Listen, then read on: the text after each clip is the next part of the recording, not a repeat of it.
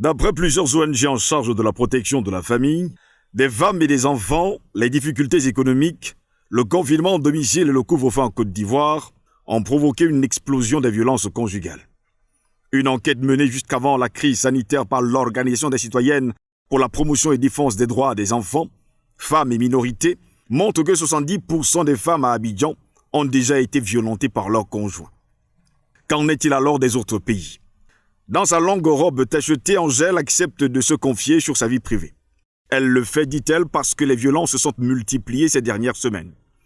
Il n'a plus d'activité dans la maison tout le temps. Avant, il travaillait. Maintenant, il ne travaille plus dans la maison. Quand il me voit rentrer, il est déjà sur les nerfs.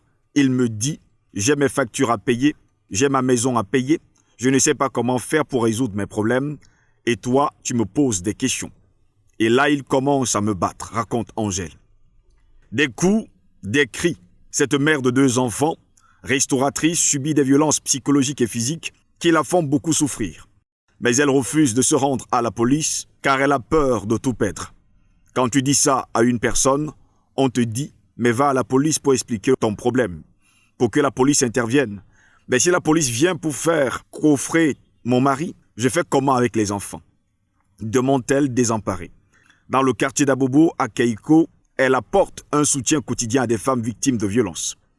Elle insiste sur la difficulté pour les femmes d'obtenir justice ou tout simplement pour trouver une oreille attentive et sensible à ces problèmes de violence domestique. Ce sont quelques rares femmes qui arrivent à le faire parce qu'il faut dire que chez nous, ici en Afrique, on trouve normal qu'un homme puisse battre la femme. Mais une femme qui va aller dénoncer son mari à la police parce qu'elle est battue, on la traitera de sorcière, de femme méchante, pas gentille, qui veut créer problème au père de ses enfants. Et la femme, avant d'agir, réfléchit à 2 fois, pense aux enfants d'abord, pense à la famille, que dira-t-on par rapport à elle-même et surtout à sa survie. Femme en action, comme plusieurs autres ONG regrettent, l'absence de centre d'accueil fonctionnel pour les femmes qui auraient besoin de quitter le foyer et trouver un refuge en urgence.